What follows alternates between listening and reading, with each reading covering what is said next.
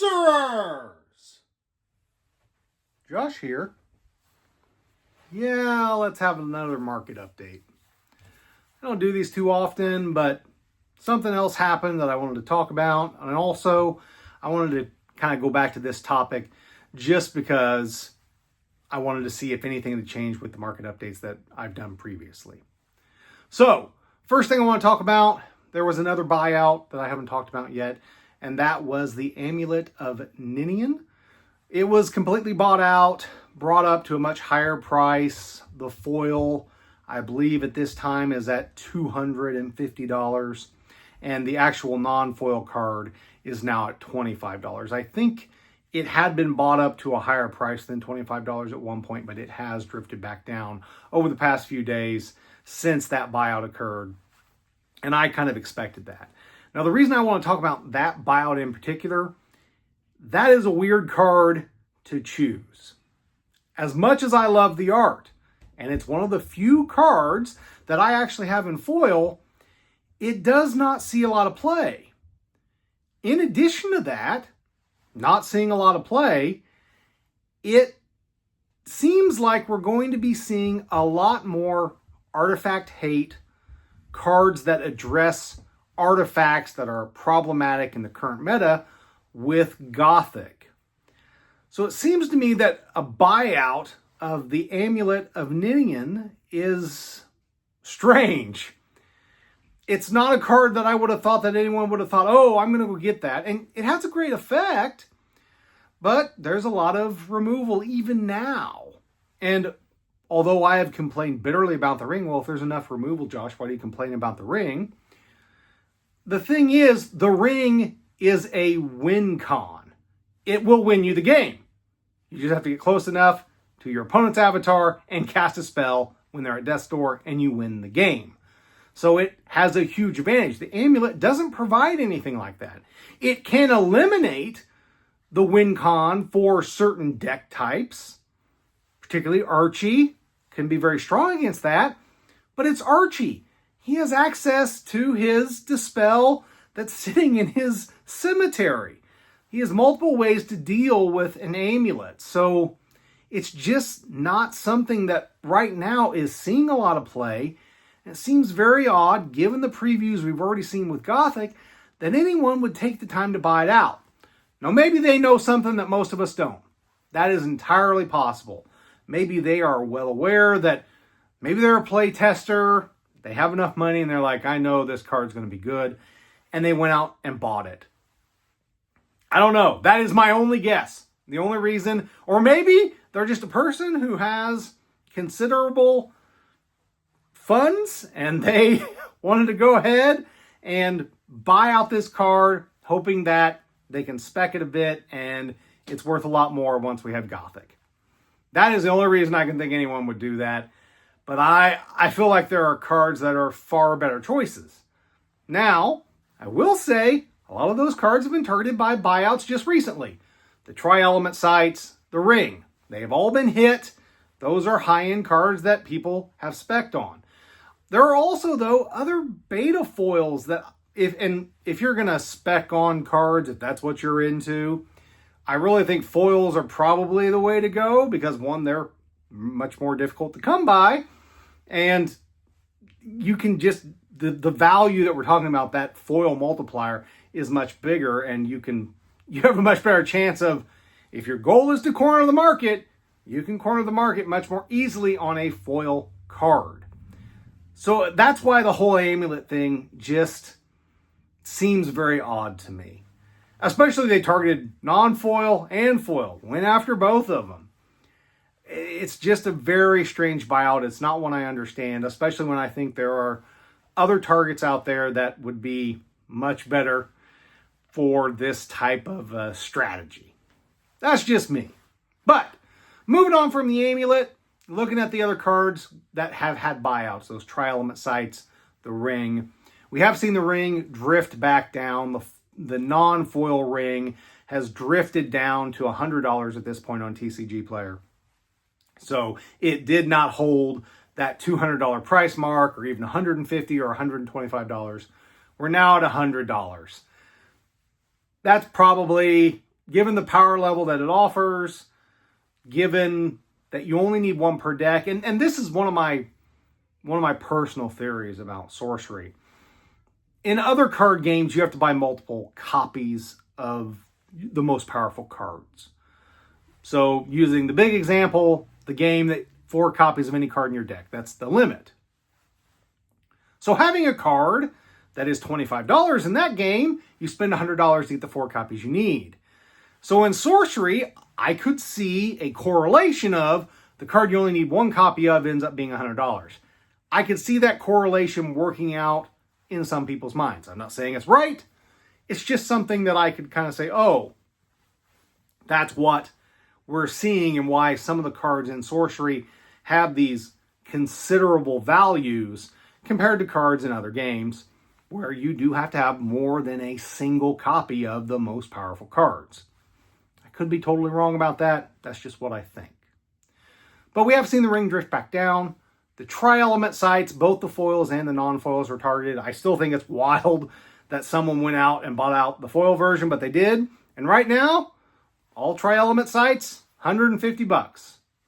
You want a tri-element site foil, it's $150 on TCG Player. Probably get it cheaper on the Discord marketplace or the Facebook marketplace, wherever you want to go. You know, you get that extra premium or that extra discount so that because there's no fees. But still, you're probably talking $125. Let's just say $125 on those marketplaces.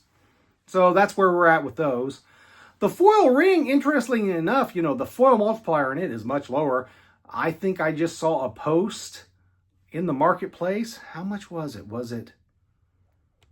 I want to say it was $275. They offered $275. I don't know if they are going to get a ring for that. That's a pretty significant discount from where it's at right now. I think right now on TCG Player, it's right around $340, $335. So $275 all in. You know, maybe someone wants to get rid of one for that. I'm thinking on the marketplace, $300 is probably the target that people are at. But I don't know. Maybe I'm too high. I pay a little bit more. I admit I don't push those hard deals, or other people's in the community that really push for very good deals. I'm not that person.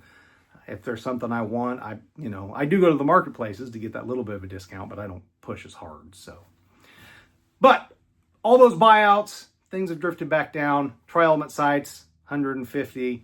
The non-foil versions, they're different. So Glastonbury is at $35. The Tintagel is at $30. And then Joyous Guard is at 32? No, I think it's at 25. It's at 25. And then poor Carleon. Carleon is sitting at 20, which I don't know why. I just don't. It's water and fire and earth. And it's like, I don't get why that one's at 20, especially with the Steam Druid making waves like water, fire. I would think, I don't know. It just seems odd to me that that's the one that's kind of on the low end, but because I really feel like they should almost be in parity, but maybe not. Who knows? I just feel like they're basically the same thing in almost every way. So unless one element was super, super, super weak, I just don't see it. Now, a lot of people do still think water is weak. I just want to tell you all, water is not weak. The movement effects in Arthurian Legends are incredible, and I think we're going to get more of that in Gothic. We've already seen Swap that has a movement type effect. I mean, it's not really movement, but it's movement, right? You're effectively teleporting things into different places. I think you're going to see a lot more of that with water. So those movement effects on a game that has the type of layout that we have with the grid, those movement effects are going to be incredibly powerful. So I don't know why Carleon's just not seeing a lot of love. So it is what it is. But that's kind of where we're at. So it does seem that things are drifting back down. But the other big thing, TCG Player just had their big sale on Saturday. Was it Friday or Saturday of this week? I'm not sure which it was of the past week. And I'm really shocked that there weren't any buyouts. Now, again, those targets, the ring, the tri-element sites, and I guess the amulet, had kind of been hit. So there were not a lot of what I would call high-end targets left. But I'm still surprised that nothing like that happened. I mean, there was that huge get the 10% back in credit. And I know I talked to a number of individuals that sell on TCG Player. They said their sorcery sales were great. They sold a whole bunch of stuff, lots of playable cards, lots of people who are clearly buying play sets and are clearly new to the game. So they're looking for that set of grapple shots. They're looking for that set of common sense. They're looking for that set of Warhorse. Those staples, they're buying those up, which is good. It's good news for sorcery, because if people are spending money on those types of cards, that means we're getting new players. And in the Discords, I have noticed a lot of what I feel is a lot, especially given that we're kind of in this point where there's not a lot of news. I feel like there's a lot of people coming in saying, hey, I'm new. They have lots of basic questions in the rules section. They have lots of questions about, hey, what should I buy next? And, hey, I'm new here. That seems really good to me. So I feel like we're getting new players in a period where I really didn't expect any, because there's just not a lot of news. Now, maybe people are getting excited because of Gen Con, because of the upcoming tournament season, and they've heard about this game somehow. I don't know. But maybe that's what's doing it. But because I heard from all these sellers that, yeah, we had great sorcery sales. We moved all sorts of stuff. I am shocked that there were no other buyouts. Not that I think that that's a bad thing. I don't like buyouts. The market manipulation in sorcery is far too easy. And I hate that it can be done so easily, and there's really not a lot of people to restock that market that are busting boxes and making sure that there's stuff that people can buy. But I'm still surprised it didn't happen. My guess, if I really had to guess as to why it didn't happen, it's because there's money to be made in other TCGs. And that's where all that money went. A lot of crazy things going on in other TCGs, especially that one that has that other new IP that they're bringing along. So I imagine that's why we didn't see it, if I had to guess. A lot of the single dealers, they're going to deal in those products. Even if they can't get a lot, they're still, whatever they're going to get, they're going to buy. So maybe that was their focus. And I'm guessing that's probably why we didn't see a buyout. The only other thing I can think of is all the best targets have been hit, so no one took the time to do it. But my guess is there's just plenty of places to put your money in the TCG world, and people put it other places than sorcery, unless they were new players who needed those play sets. And that's good news. And obviously over the past weekend as well, Gen Con event registration opened up. Been watching that very closely. The Crossroads event, as of the filming of this video, I think there were around 30-ish tickets left. So that's a good sign. 128 players, just over 30-ish tickets left. Filling up a 128-person event.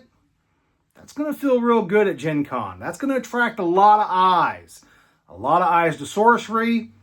And that's what sorcery needs. Eyes on the game, people seeing how cool it is. And then we can have the growth that we need to help out all the collectors who are afraid that there are too many cards. They've printed too much. We get more players. We solve the problem. Well, maybe not solve it, but minimize it, make it better, grow the game. And 128 players in that Crossroads event at Gen Con is just what sorcery needs.